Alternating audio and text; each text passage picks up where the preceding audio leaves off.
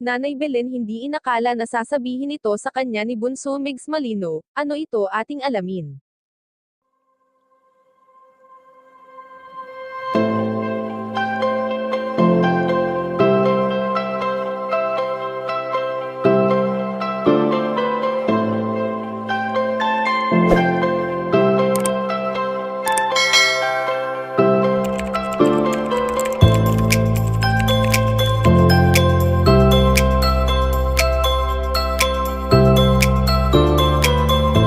Trending nga kamakailan ang video kung saan ay inalala ni Bunso Migs Malino ang araw kung kailan lumisan sa mundo ang namayapang komedyanteng si Cutie Mahal.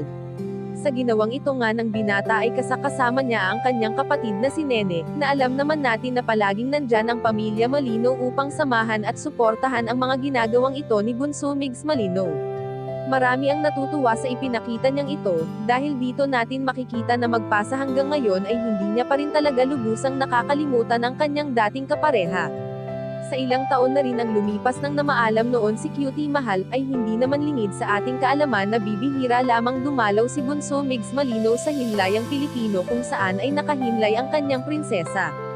Bagamat hindi siya personal na nakakadalaw sa kanyang pinakamamahal ay aminado naman ang binata na palagi niya pa rin itong ipinagdarasal at sinasabing sana ay makayanan niya ang lahat ng pagsubok na dumarating sa kanyang buhay at sana ay huwag siyang pabayaan ito.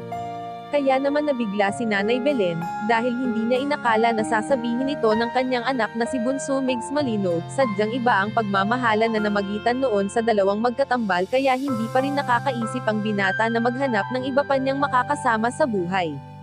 Kayo mga kachika, anong masasabi niyo dito? Please leave the comment and don't forget to subscribe.